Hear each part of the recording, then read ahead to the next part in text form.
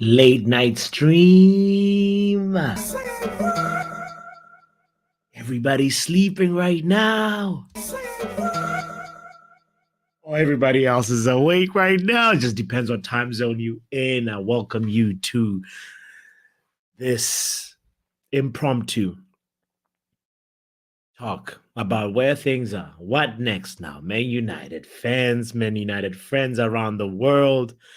As you know, whatever time zone you're in, it's funny because you friends that are in Europe, you are privileged because you're already on the next day.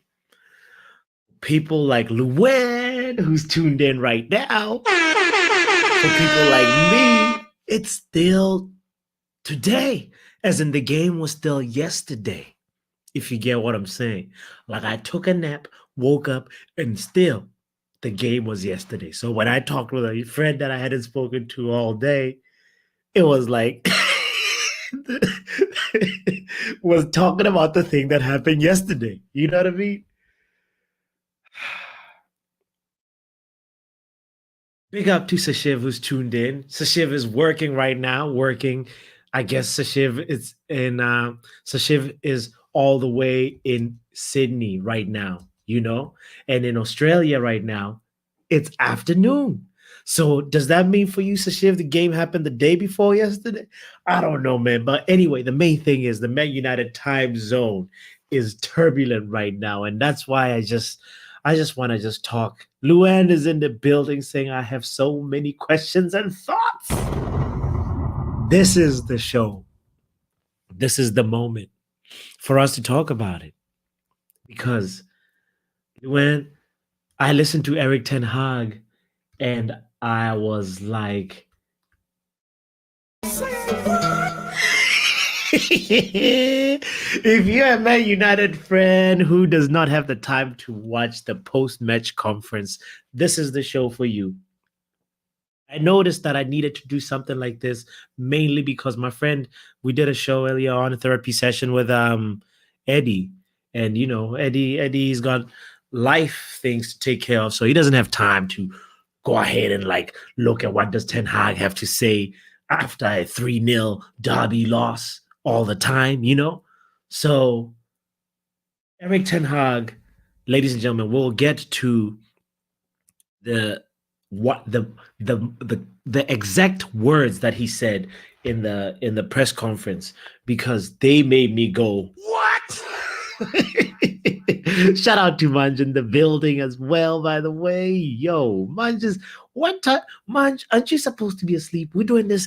I'm talking like this because like you're supposed to be, aren't you in the other time zone? Aren't you supposed to be on Tuesday right now? So the game was played on Sunday and you on a Tuesday. Shout out to you anyway, brother. Say big up everyone in the chat. Big up to you. Yo, Kenny, I see what you're saying about the whiteboard. Here's the thing. Let's actually start it this way, because you brought the whiteboard up.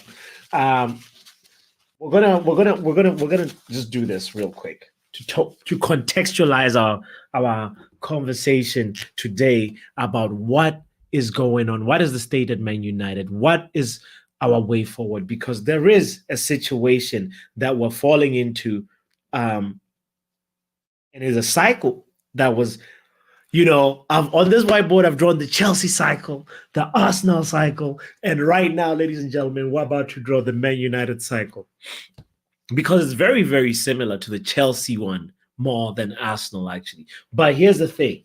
We always get into this place where we're so upbeat when we appoint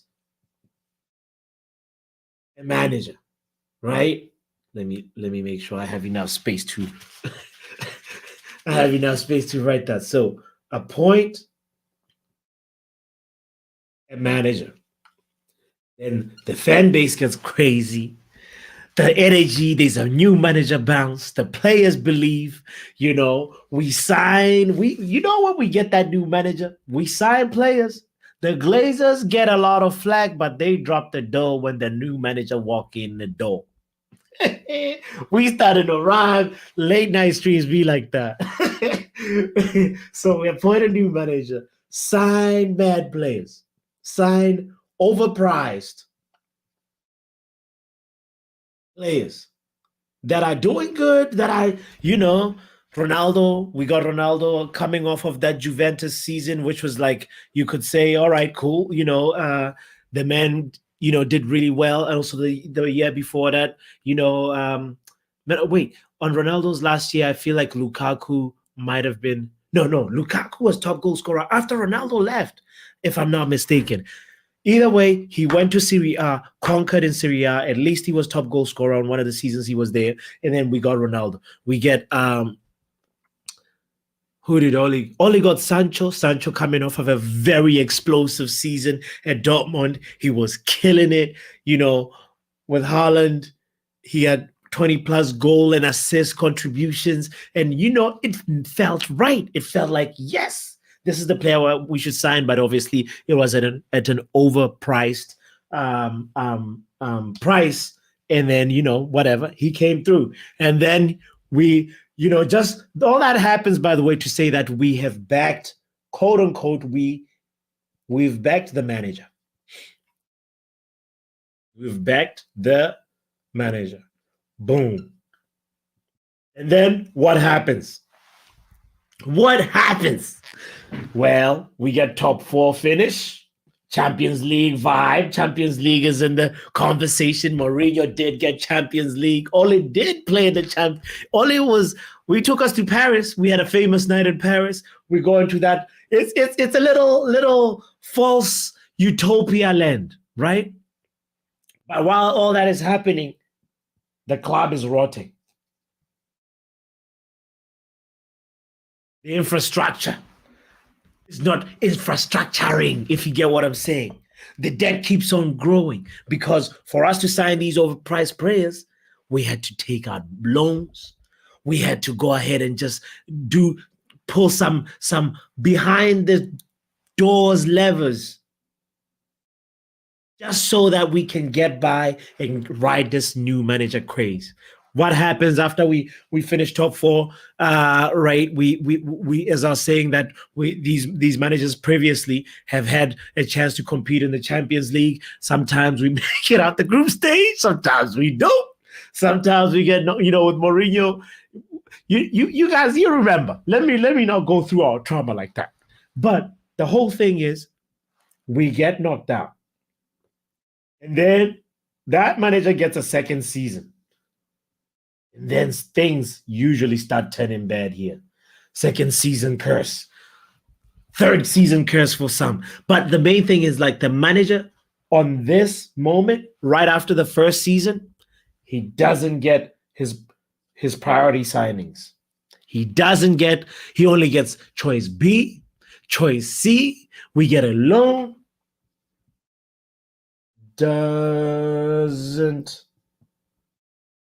We get a Wergost on loan, doesn't get priority. We don't get our Frankie de Jong, doesn't get priority signing. We only work with plan B and plan C and D. And what happens? We start seeing the revolution of the players. It starts trending. Hashtag Ole out. Hashtag Erik Ten Hag out.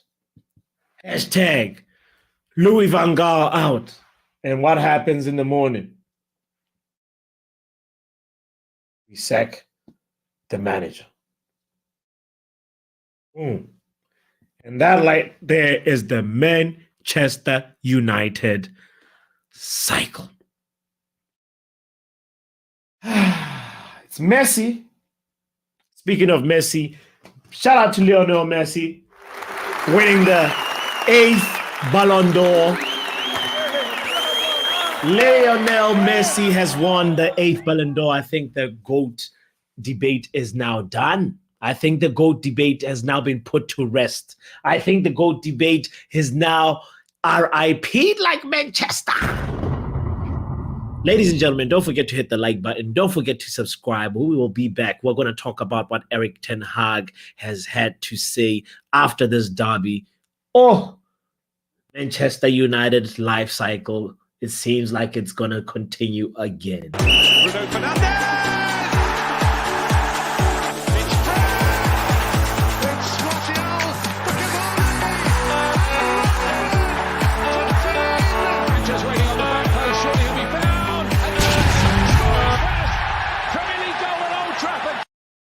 Okay, here it is. Here we go. By the way, I see the comments. Yo, are you okay, bro? Man, I saw you earlier on. I just had to go and get through this life cycle that we're in, bro. Oh Lord, man, I'm dying with laughter because I don't laugh, I'll cry, and I don't want to. That's how we got to deal with the trauma. If you cry, if we whine out here and just say everything is like, what's the point of waking up then? You know, we gotta just laugh through the pain because it'll get better one day. I believe. Manchester presentations. Yo. That was the life of a Man United cycle. So it's rigged duo, by the way, Manch. Manch's Cristiano Ronaldo FC, I see. Man, here's the thing, Manch. I actually had the pleasure of seeing, pardon me, my nose is stuffed because of the season changes and maybe the depression from the derby. But I had the honor of seeing Lionel Messi play live and also train live, fam. I was just like, this guy, you know, it doesn't look like he's really that crazy, but also he was just like a step ahead of everybody else, which is what like made me feel like I love Ronaldo, but still I have to give the flowers where I do, because Messi has done something that I don't think we'll ever get to see again. 8 Ballon d'Ors. So did Ronaldo with his 7, but Messi 8.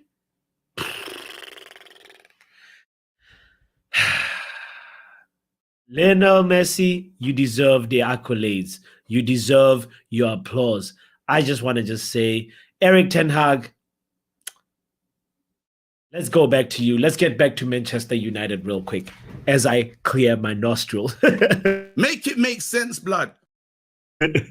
So, in a moment, we're going to open up the transcript. There's a few things that I highlighted from Erik Ten Hag's transcript, and I just want to just touch on them real quick before we close up the stream.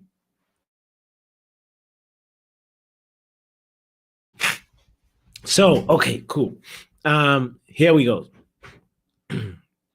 Superfly is still on they were all the match fixing. Apparently that guys, Messi had a phenomenal World Cup. I know it's a little weird that he got, you know, penalties every step of the way, but you know, I just wanted to just spread love and be like, yo, he deserves his flowers because he's doing something. You can't say that, like, you know, Messi 09 Messi, 2010 Messi, you know, 2012 Messi was not phenomenal. You know what I mean? So we have to just give the flowers where they are due and just say, you know, you gave us some moments where you can't say you didn't watch a Messi, you know, free kick and go, wahala, how did that happen? Make it make sense, blood. You know what I mean? I've had those moments, so it's okay. We can still love Ronaldo. We can still like love Manchester United and still say congratulations to Messi. But that's where I'm at with it. But Erik Ten Hag. Erik Ten Hag said some things that will make you too say. The main thing I want to just first start on is just like I got my hands on the transcript, and it was like, of course, he was asked, you know, usually the journalists don't really ask good questions, but this time around, I just gotta just say the journalists that asked the question about Johnny Evans and Rafael Varane and the follow-up question to that, they deserve their accolades. No, for real. Because the question was like this. There was a surprise about Johnny Evans starting ahead of Rafael Varane and Victor Lindelof starting at left back. Do you stand by those calls because they didn't work today? And he went on to say, Erik Ten Hag went on to say, they played very well in the center with Onana. They played a very good game, just what I expected. You know, they will come and press us. No one actually can be surprised. I was like, okay, this makes sense. What he's saying, they will come and press us. No one will be surprised. That's what Pep's identity in the past ever since he got to Man City, he's been doing that in the Premier League. Then he goes, I said it from the beginning that I needed players on the left side who can make angles and also to step in. Who can make angles? He went on to elucidate his point by saying, especially against City with a side who press us, you have to step in to get the press on them. And I think they did this very well. What?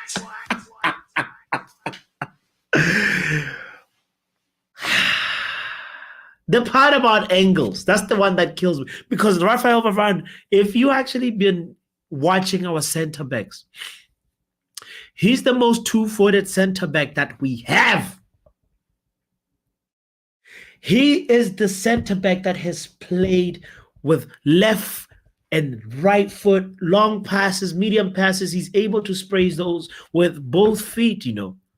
By the way, Luen wants to go ahead and spread love to Marcus Rashford. By the way, it's Marcus Rashford. Happy birthday, Marcus Rashford. If it's your birthday, it's your birthday, fam. Whether it was a derby or not a derby, it's your birthday, so happy birthday. And you deserve to also go on a birthday dinner. I know there is a lot of flack out there on the internet because Marcus Rashford was pictured today after a derby defeat going out to dinner. And you're like, you can be like, hold on. Why is Rashford going out to dinner? You gotta be like, it's trending right now on X because everybody's fuming in it. They're using it as a scapegoat to just kind of just fuel onto the fire because every fan is heartbroken and they're able to kind of manipulate and take advantage of the fan base's mental health at this very moment. And Marcus Rashford is trending on X, on Insta. And guys, he's allowed to go for dinner. It's his personal life. Matter of fact, it's his damn birthday. So you get the hell out, man. Get out of here, man. If you say Rashford can't go out on his birthday, it's a derby.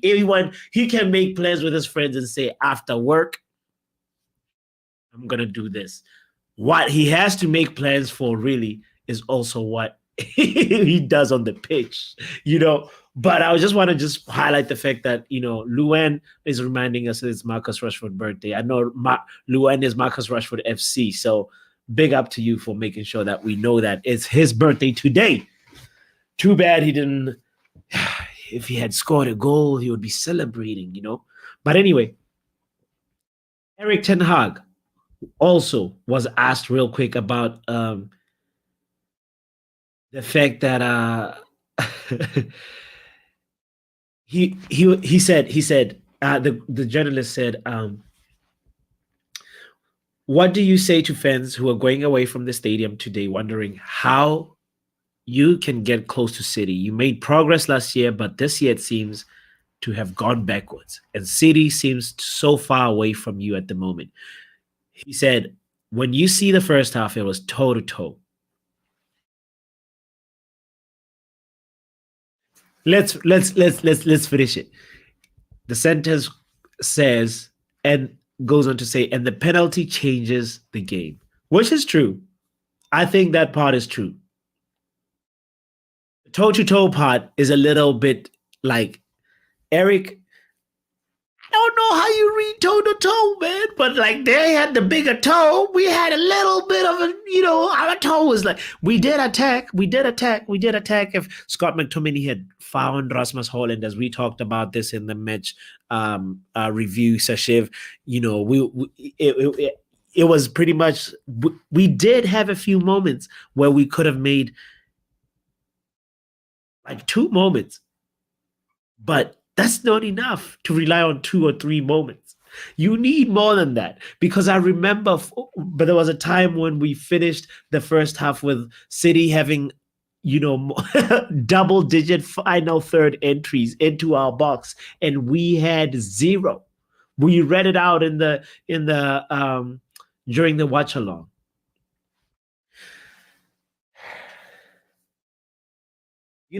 The flow of that game was a little bit weird. It can be a little bit what's the word? It can be a little bit deceiving, because Manchester United had the first attack, and this is nothing new. The second minute, we always talk about that. That's part of another Man United gameplay cycle, where we get the first attack, and then what happens? We don't capitalize on it, and then Man City started getting the chances, and then from there, next thing you know, Onana has to make a big save, and then another save, and then another save, and then we had another, slight chance on the 15th minute, and then the momentum shifts back to Man City. So it was more like they had, the real big toe, and we had a small toe. If at all, it was toe-to-toe Ten Hag. So, man says big up bots on the chat. Catch you at halftime on Wednesday. So, catch you later. I know it's a ridiculous time in the UK. I'm surprised they tuned in right now, brother. DJ Superfly, yo, make sure, by the way, you've hit the like button, by the way. Even if you're new, you're just tuning in. We're just decompressing about what Ten Hag had to say after the press, after the match. So it's the post-match press conference. That's what we're talking about today, at this moment in time. If you're in America, or if you're in Canada like Luan, if you're in America like me, the match was just yesterday. So Luan said we had a pinky toe.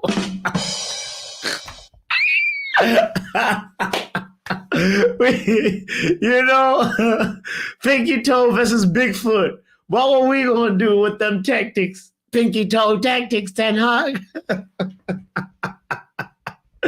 Yo, that's hilarious. So anyway, so another thing, it's like, so Ten Hag, by the way, went on to say about the gap between Man City and Man United after the toe-to-toe statement, right? He said, even then, we could have returned in the game with the shot of Scott McTominay just before halftime. No lie, McTominay hit a shot and was straight at Edison, right? Had McTominay done something different, that could have been another moment. Had Haaland maybe, faked a fall over there while he was pushed, that could have been another moment. But those are the only 2 little things, Ten Hag. I can't find any other evidence to cling on to and say, really, this toe-to-toe statement is justified. I don't know. Maybe somebody else thinks the same, or maybe Ten Hag was just talking out of emotion, or maybe Ten Hag has just lost the plot. But right now, that thing for me did not make sense, right? So he concludes that by saying, from chances, it was very toe-to-toe. He brings the toes again. Ten Hag, leave the toes. He says toe-to-toe too. Anyway, he went on to say after the TNT statement, he says it was also the same in the previous games against them in the FA Cup and in January. It was very close. Even the chances, so the probability we could win was in all the games. I guess there's a probability you can win in any game that you play, but you got to make sure that probability is higher as a manager. And Erik Ten Hag, you're not giving us high probability chances in this derby game, you know? And when we look at it, right, the last time we played Man City, it was in the FA Cup final. We lost 2-1. What happened in that loss? Gundogan brace. That's what happened in that loss. And we were toothless, honestly. And we were crying, saying, oh, okay, we need a striker. We need a striker because guess what? You know, we had Rashford. You know, the midfield was Eriksen, Casemiro, and Fred. And Rashford was playing. Fernandez was also playing on the right. And Sancho was also playing, right? That was in the FA Cup final. That's how we started that. But then the marginal 2-1 victory that we had in the league prior to this 2-1 encounter in the FA Cup final was that very controversial game where we played Man City, and then, you know, Bruno Fernandes almost shielded the ball for Marcus Rashford to take it and win it at the end of the game on the 82nd minute. So it was a smash and grab because Grealish had scored on the 60th minute. So Ten Hag, you should have kept it defensive till around the 60th minute, and then you start open. That's how you learn from the previous encounter with the same, you know, team. So when we're looking at that encounter in the Premier League where we won 2-1, the midfield combination was the exact same: Casemiro, Eriksen, and Fred, Rashford, Bruno, and the only difference was there was no Sancho, there was Martial in that 2-1 win. That's how we started. And Marcus Rashford pretty much was, I guess, man of the match because, you know, he got the all decisive goal. You know. So for me, that there's a little bit of a, like, this guy is not learning from his previous, you know, previous encounters. Benny Dre in the building. Big up to you, Dre. What time is it, fam? It's 10:50 p.m. Late night stream settings, fam. You know, I can't go to sleep, fam, because the game was yesterday, fam. Anyway, let's finish up. We're almost on the last point about this. He was obviously asked about the penalty decision. You know, he declined to comment. He said no comment. Obviously, we all know it was a harsh decision. You know, but you know, let's be real. You know, it was a foul. It was a Haaland called him. I know it happens in other games and so forth, and sometimes it's not called, but like, it's just a learning moment that we hope the young man learns and makes sure that he does not repeat the same mistake in the next game. You know, the journalists could not believe their ears, guys, because they went on to ask again. This is what we'll conclude on. They went on to ask again and said, you said that leaving Varane on the bench was a tactical decision? Lindelof, Maguire, and Evans all played. Was that the reason? Because it seemed like a baffling decision. That is actually, guys, let's clap hands for that journalist. Baffling FC, Man United baffling us. This lineup was baffling. Ten Hag said, I said it from the start. I was here. I just explained it with a little bit of agitation because he's like, I feel like I told you your answer, right? Guys, I'm trying to actually really decipher what Ten Hag is saying, because sometimes I feel like some things are lost in translation. But now I feel like he is lost in translating the game of football sometimes, especially this derby game. Because he said, I just explained it. I said, why? When we face City, they will go up to press. Then to play with Rafa and Maguire over the left, that can be giving problems. Hold right there. What? He said, when you face City, they will go up to press. Correct. We agree. Then to play with Rafa and Maguire over the left, that can be giving problems, and you end up only kicking long balls. That is a Jesus is Lord. So he said, let's break this. So he said, if you play with Rafael Varane and Harry Maguire, they will end up kicking long balls. because he went on to elucidate the statement by saying, and for me, he's better on the right. Harry is better on the right center back position, especially against teams who press high. So Dre, you missed this part of the show. This is a very messy Man United cycle illustration right here. All right. But MUFC cycle. But anyway, just go back to the beginning of the show. You'll get the detailed breakdown of how we got here. Anyway, so Erik Ten Hag rates Harry Maguire. So at right center back, Harry Maguire is definitely better than Varane, according to Erik Ten Hag.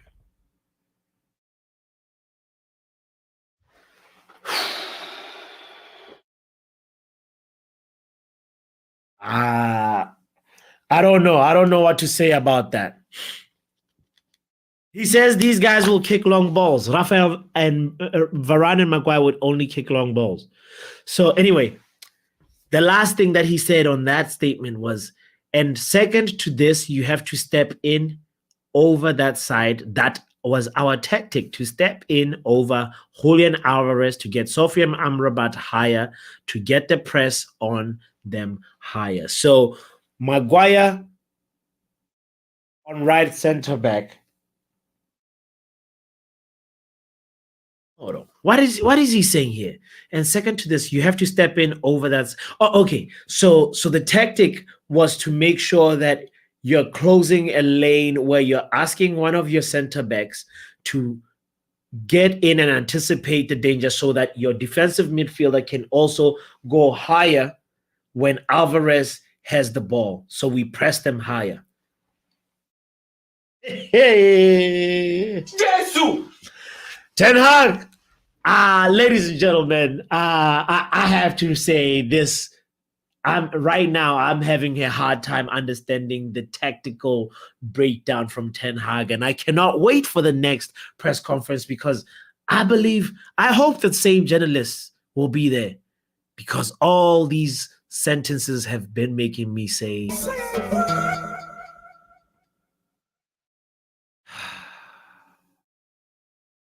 So Luan says to you, Shiv, whatever Erik Ten Hag is smoking, what's up? I could use rose-colored glasses in my life. You know, Luan, hold on. You just reminded me real quick. I'm in America. Luan is in Canada. We've mentioned that. So Shiv is in Australia. Dre, where I keep on forgetting where Dre is. Don't tell me. I don't want to guess it and then get it wrong. But I forgot right now. Dre, please tell me in the chat again, my bro. Tell me. But anyway, so the point is, I know that we're not watching the game at Old Trafford because we talked about it. That's why I'm trying to get it. So I try to reach out and be like, yo, I tried to reach out to my friend who was at the game, and unfortunately he wasn't able to join us on the stream and tell us. But also, I was so fortunate to hear from a Mancunian who's been on the show before here. Ladies and gentlemen, I have to just go ahead and say, let me share what my friend had to say about Erik Ten Hag and the game that we witnessed. Ladies and gentlemen, in a moment, I'm about to play this. It made me also. Yes, I knew Dre was in the islands. In Jamaica. Yo, Dre, let's listen to what my friend had to say about Erik Ten Hag, somebody who's in Manchester. Let's go. In a second, I'm about to play this.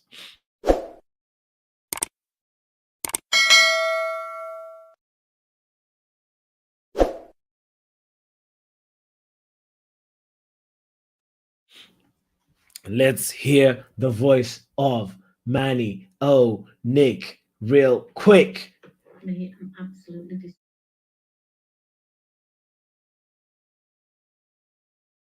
there was no solidity. Ten Hag was smoking crack, pretty much. You see why you made me remember the crack? You see, Luann? let me keep listening to it. What the hell's going on? We have no shape, we have no legs. Bruno needs to be sorted at all.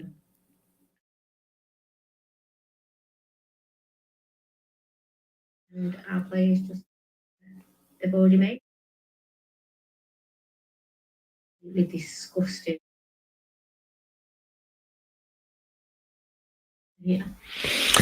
We heard it. We heard it, ladies and gentlemen. We gotta know what is it that is Ten Hag is smoking when he picked that lineup. That's Manny O'Dick right there saying that. It was so baffling. It was so baffling. Like I know for me, I tried to kind of just say, maybe he has something in mind that like we don't know, but I just had to just say Erik Ten Hag, man. Erik Ten Hag, that lineup. What was he doing? Lord. Sheesh. He definitely needs to say to the players, the season starts tomorrow. We're starting afresh. We're gonna do this thing all over from the beginning. Because right now, what we've done, he should admit that he has misread. He's misread what they are capable of, and it's time. It's a new slate for everybody that gets picked, and he should start with benching the culprits that have put him in this mess, because I feel like he's going to end up dying on this hill, this really big hill that he's made for himself, you know?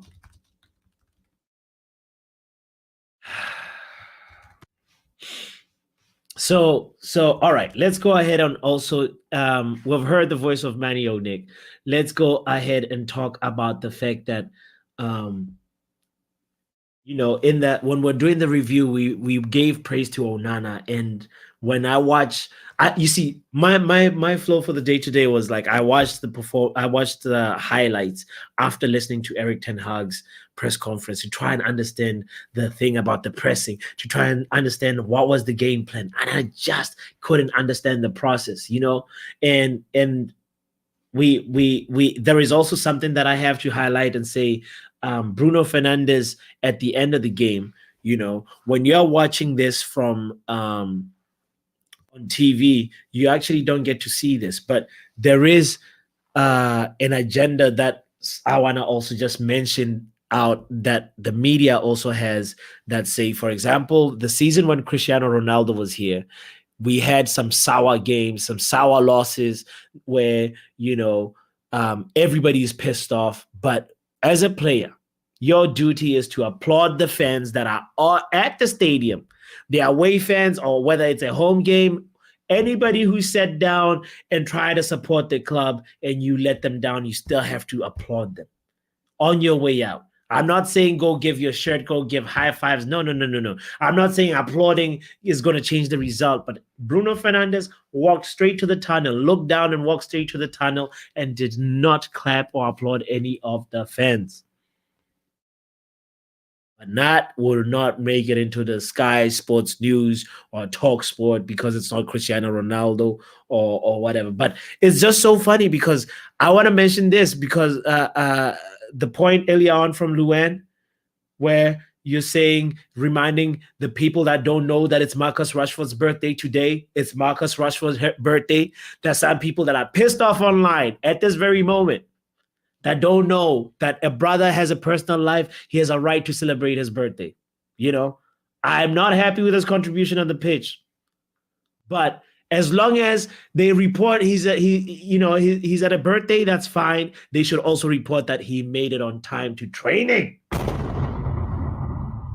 Tired of this skewed nonsense where the information is just made to just tap into the reaction and the hearts and the aching wounds of Man United fans around the world, man. And it's time to call some of that nonsense out. It's the late night stream. We're calling some nonsense out. We're also saying, say what to Erik Ten Hag and what he said. By the way, my name is Botswanapapi. I see we got some new people tuned in. Make sure you hit the like button if you haven't done so. You know, it's real quick. It just takes a second. It is free. You know? It's a therapy session. It's a therapy session. I just have to say, I am broken. Like the Man United fans around the world. I just don't know if Erik Ten Hag is going to be able to turn this ship around. I want him to. I still want him to. There are some people that are obviously rightfully so. They deserve to have their own opinion on the spectrum of Erik Ten Hag in and Erik Ten Hag out. But I just do not want to fall into that Man United cycle all over again. I do not want to just be sacking Roberto De Zerbi when he gets the job after Ten Hag. When is it going to end? You know, on De Zerbi, by the way, I am jealous that Brighton can go to Manchester City and play the way Brighton play, and then Ten Hag has to play the way he plays, and he also has the guts to say, when he was asked, let me make sure that I am not even misquoting, since today's show, it's just been me making sure that I have the transcripts. Ten Hag today also said, he was asked, when will you be able to play the same football with Manchester United that you showed at Ajax? Ten Hag said, never. He said, we will never play that football.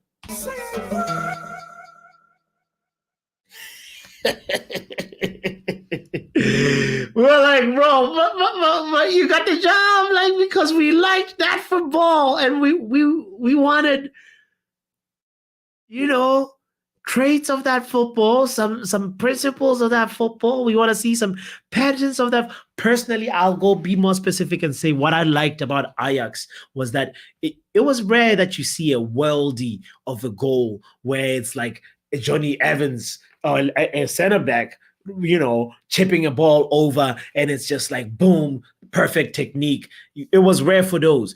Ajax had those attacks that are from build-up plays, that are like from attackers looking for the other attacker in the box, where they do the extra pass in short, where they look for the extra passing lane and make sure that they cancel out even the goalkeeper. Sometimes, you know, that attacking moment when the ball is, you know, the goalkeeper is there trying to come for the ball, and you know your attacker is there with the ball, but then Ajax players, they make sure that they look for this extra player.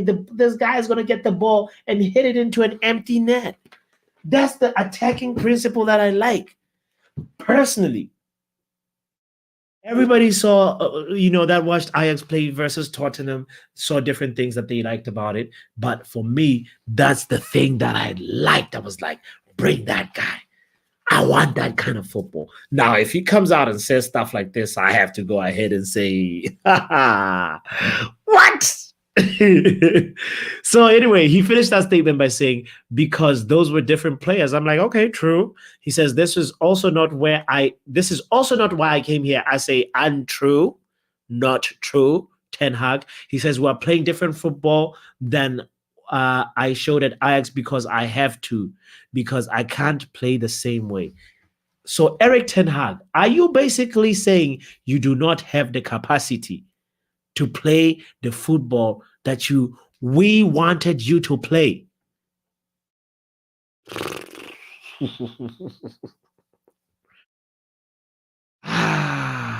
Varane was on the bench. Let me see what the comments is. Luen is replying to Kenny saying, "Why get him on loan? He's not going to use him. They broke me, blood. I'm broken, fam." De Zerbi would be sacked within a few months at United, says Kenny. I'm wondering what players do. I'm wondering if they do train. Talking about training, that's the point that I was about to segue to, Kenny. What's his name? Isn't it weird? I'm from, I have family relatives in South Africa. So, and parts of my childhood, we used to go to Pretoria, and it is a big day for South Africa winning the fourth, World Cup title in rugby, big thing. And, I'm a big supporter of Melissa Reddy, and I saw Melissa Reddy's post, and Benny McCarthy was there enjoying, dancing that South Africa won the rugby title while our attackers are out here suffering. Is there a correlation or not? I'm just wondering, like, hear me out now. Hear me out. Why is Benny McCarthy celebrating in Paris while our players are struggling in Carrington? For real? Make it make sense, blood. Why? Anyway, somebody tell Benny McCarthy to come back to Manchester United. Come back, stop celebrating the Rugby World Cup. We need you. Copenhagen is coming. Newcastle is coming. We need some reinforcements. The boys cannot score. Haaland has more goals than the whole of Manchester United squad combined. How? Haaland is on 11 goals, if I'm not mistaken. Last time I checked, Erling Haaland was on 11 Premier League goals. I just checked that, double verified that statistic. And how does a player have 11 goals and my club has 11 goals in the Premier League? Someone early on said, trust the process. My thought was, what's the process? Benny McCarthy needs to return, needs to retrain Rashford. He needs to put it, they need to be watching I'm sure that not all of them watched the Beckham documentary either. Ten Hag has dropped his style of play since Brentford 4-0 thrashing. Since then, we've been playing pragmatic football. Let me see what Luen said earlier on, by the way. I missed your comment. My bad, Luen. I know I champion the underdog players, but what the hell? Luen is like, What the hell? Oh my God, no way. That's Luen. Luen is also asking a very, very, very big question, because I would say 80% of the Man United fan base definitely loved the honesty of Ralf Rangnick. Not everybody agreed with his tactics, but everybody loved the honesty. He definitely like was telling us what we needed to hear, and what was happening behind closed doors. So I just want to go ahead and say, how did Ten Hag decide, I do not want to work with Ralf Rangnick, when this guy has a very good CV? He has, found, we all know the talent ID that Ralf Rangnick had, Julian Alvarez. I honestly like feel like Ten Hag. It was one of those things where I'm like, I like what that where it seems like we're backing him, getting the signings that he wants, etc. Players from the Ajax club that he was at, etc. But like at the same time, I'm like, hold on, is your talent ID actually talent IDing? Are you actually going with what you're familiar with, or it seems like he's calling out the friends and folk that he really, really, really is familiar with?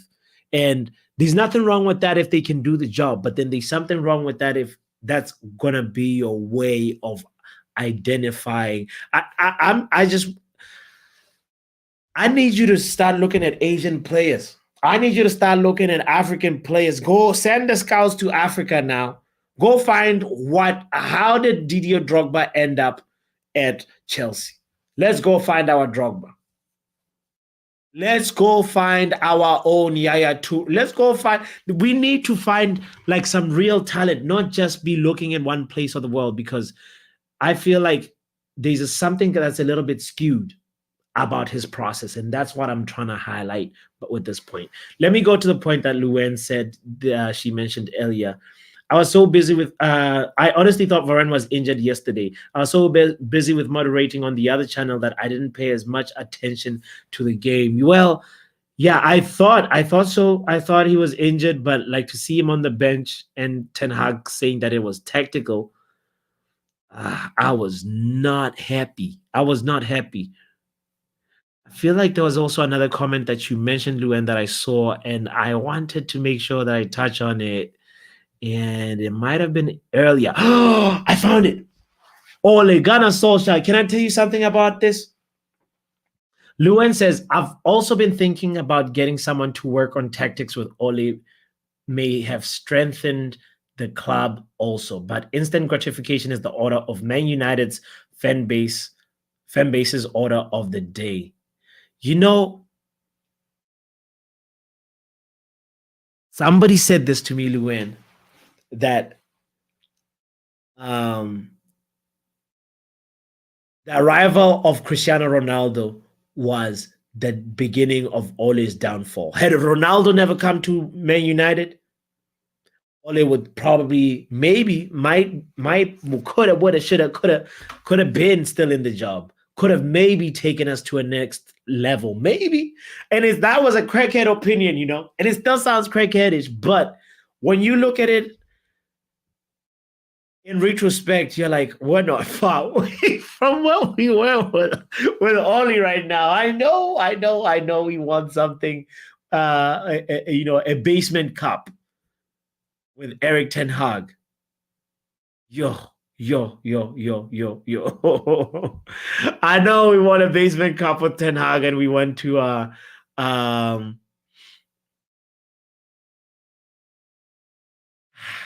FA Cup final. That, as I said, like we were outclassed. We were outclassed in that one. I feel it was the Gundogan brace, and we just looked toothless. We looked like there was nowhere to go. So I feel like Erik Ten Hag needs to work more on his reading of the game, because if you ask him, I feel like he might have probably even saying that with Wolves it was a close game, but good, we won it. With Wolves we lost, we drew, because Onana concedes a penalty, and then they end up scoring. I feel like the moment he just gets away with a game, he just puts it over, done and dusted, and then we move on. And that's not the way to go. So we need somebody like Ralph Rangnick that's gonna check a brother. You see, Luan saying maybe he might be too freaking pompous. He might be too big-headed. Kenny says, Papi, have you watched cricket? I missed this comment too. I've watched cricket. I've played cricket, fam, as a kid. Not lately. But yeah. I know cricket is big over there in Australia too, so big up to you and all the cricket fans around the world. But Varane, I hope he starts the next game. I hope Ten Hag does not go with the same center back pairing. And I feel like, as I said, it's a new, fresh beginning for the new players that are going to get picked. And I hope one of those is Alejandro Garnacho, Facundo Pellistri. We need to stop this experiment of Marcus Rashford on the right. Bruno Fernandes on the right. Better put Marcus Rashford on the right and put Pellistri on the left, since we've seen him do that after he decides to sacrifice whoever and puts he shoehorns Rashford into the team so much. It's a little bit concerning. But anyway, let's have a little bit of a more objective look at the starting 11 and which manager they came from, because there's this question of like, when you're trying to decide if you're Erik Ten Hag in or Erik Ten Hag out, you also have to actually take a second and figure out which players did Erik Ten Hag bring in and which players were brought in by Ole Gunnar Solskjaer, Jose Mourinho, and so forth. So Andre Onana, signed by Ten Hag, started the game. Diogo Dalot, signed by Jose Mourinho. Mourinho told us we have a Gary Neville in our hands. This is a long-term signing, And Diogo Dalot, he did show us what he can do. Remember last year, guys, he had prior to the World Cup, he was having a very, very, very good performance. Sorry, Luan Papi. I wrote a lot at the beginning of the stream. I wish you could find it. I'm so confused by it all. I'm so sorry. Luan, by the way, also said he needed a tactician to work with him, but he was also amazing considering his lack of experience. He needed a tactician to make sure that like he's guiding him. It's not like everything. It's yes, Ten Hag. Yes, Ten Hag. Ronaldo was a club signing. Ole never wanted him. Let's actually finish this point about the signings that were brought in by Ten Hag or they were brought in by which manager. So let's figure it out. Maguire, we know he was signed by Ole and made captain by Ole, right? Diogo Dalot, we mentioned, was signed by Jose Mourinho.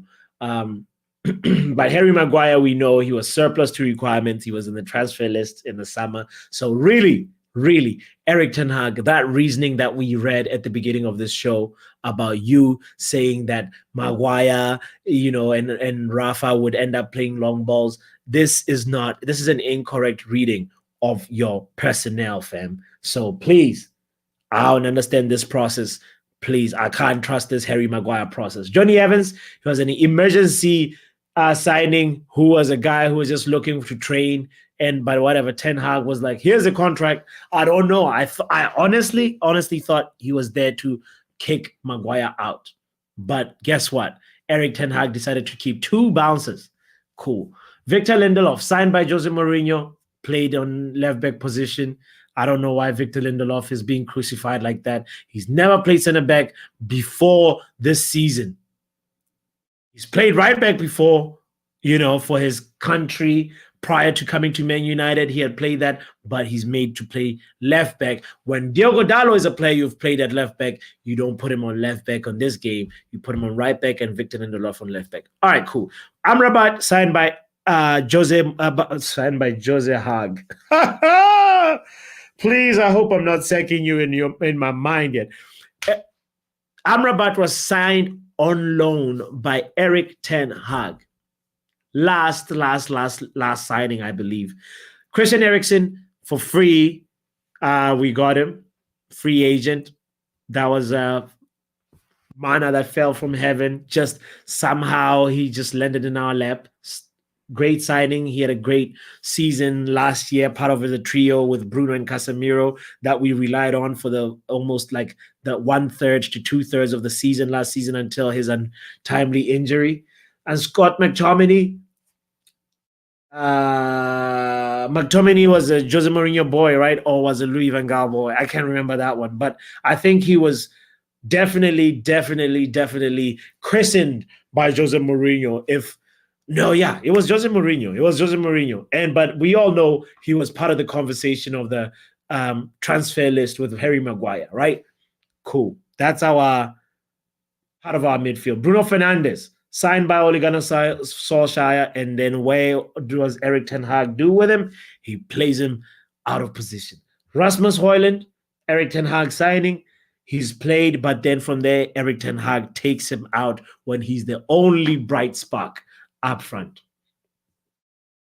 Marcus Rashford promoted by Louis van Gaal. And Erik Ten Hag is playing him until Rashford. I know you're Luen's, everything. But Marcus Rashford, you have to go talk to Erik Ten Hag tomorrow and be like, please, Ten Hag, let me sit it out. Let me sit it out. Let me have a little break because I just need to reset. Drop yourself. Come 30 seconds late then. Spend a little more time on in the bathroom if you have to. I was gonna say FIFA, but no, we don't want Marcus Rashford starting to play Jadon Sancho on FIFA. By the way, talking about EAFC, I lost to Joe Blackman heavily. I lost like I was Man United today. Ladies and gentlemen, the day is not over, but soon it's gonna be over. Kenny says, I forgot Donny, who is Erik Ten Hag's godson. Erik Ten Hag's godson. When we're talking about playing the Ajax way, you said you don't have the players. What is Donny doing in the bench then? What is he doing in the fringes? No, man. No. Yeah, McTominay was from the academy, but he was I feel like we can all go back to Jose Mourinho and say he's the one that really said McTominay is the star player, or not the star. He said McTominay has a lot of potential and started putting a lot of faith in him and started surprising us by benching Pogba for McTominay. We're like, hey! Oh my God! The circus continues. It's so tough to fill Sir Alex Ferguson's shoes. By the way, Oli played Rashi to the bone too. Poor Rashford. He played. He done with a back injury. He said, "You gonna play, guys?" Oh, our club is in the mud. Erik Ten Hag is in the mud. You need to do better, Erik. Another club signing at United, but Oli threw him under the bus. Never utilized him. It's been atrocious what we've been doing. I'm curious. We should end on this. Who will be looking for a new club first? Kenny and Luan. Question for y'all. Is it going to be Sancho or is it going to be Erik Ten Hag? Because somebody's going to be looking for a new club first. It's going to be maybe in 5 weeks or 8 weeks or 12 weeks or maybe at the end of the season. But who knows when that exactly is going to happen. But I have a feeling somebody will be looking for a new club very soon. Even with a broken back, that boy was played to the bone until his hamstring, it was almost like it's abuse. It's like, what about the other guys? Aren't they also getting a salary? Luan says, don't get me started on Sancho. Oh, no. Let's save that one for tomorrow. Let's save that one for tomorrow. Please. I really want to hear your thoughts on this one because you actually know how to guide the Sancho conversation. Sancho might leave first, says Kenny, because he was... Oh, Kenny. Get out of here, man. But Kenny says Sancho might leave first. We got 11 people tuned in that are just shamelessly watching and not putting in their opinion. Just put in the name. Who is going first? It's a very simple question. Kenny says he played Sancho FIFA. Did he win or did you win? Luen believes that they cannot afford to fire Erik Ten Hag. Yeah, please, please, please, please do not fire him until from that list that we read, Luen. After we get rid of the players that were not Erik Ten Hag identified, then only then, for me, I feel like it'll be fair to say, okay, it didn't work out. But right now, it's just too soon. It's just too early. It's just a little bit of like we're falling into the same cycle all over again. You know, that's where I stand with it. You know, and almost like Erik Ten Hag is a victim of his own success. For us to have had a bit of a deeper understanding of how he's progressing, maybe last season he should have just gone to the finals and not won. We should have lost the final in the Carabao Cup, lost the FA Cup final, or maybe not even got to the FA Cup final. You know, like we definitely overachieved in many of the areas where we shouldn't have. Maybe we should have finished fifth and not had Champions League. You know, we'll be battling it out in Europa League, and maybe then we would know what level we are. You know,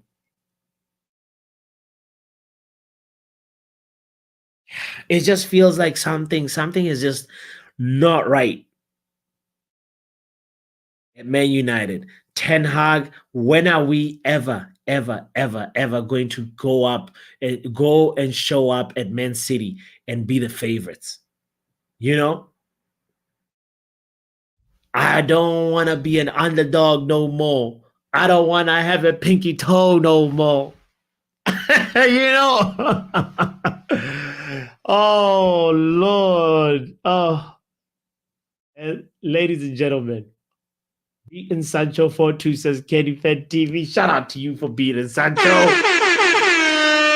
Make it hard for him on EAFC. Luen says they'll probably sell Sancho to raise funds, and yeah, it's gonna be a fundraising exercise for them. But at the end of the day, it's like I guess you're saying Sancho is gonna leave first. That everybody, I hear you. I hear you. Problem is Erik Ten Hag has been devaluing Sancho by not playing him and dragging this out. I hear you.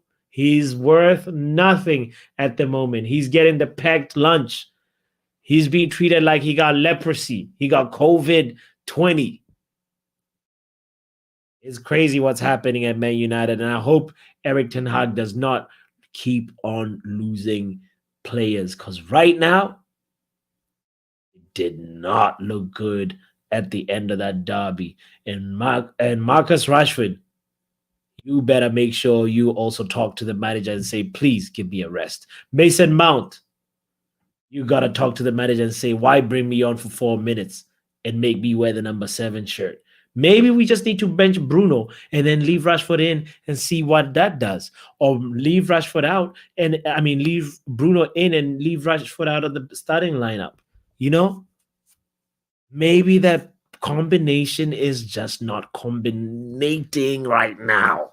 That's what I feel as I'm about to hopefully this time go to bed and then wake up tomorrow when it's a new day and we can look at that event as the day before yesterday and move on. Ladies and gentlemen, my name is Botswanapapi, late night stream settings. I have to thank you so much, Luen, you and Kenny and Munj and Dre and DJ Superfly. Y'all are super fly, if you know what I'm saying. You know what I mean? And I appreciate y'all for just making this conversation, it's so great and enjoyable. I really appreciate you from the bottom of my heart.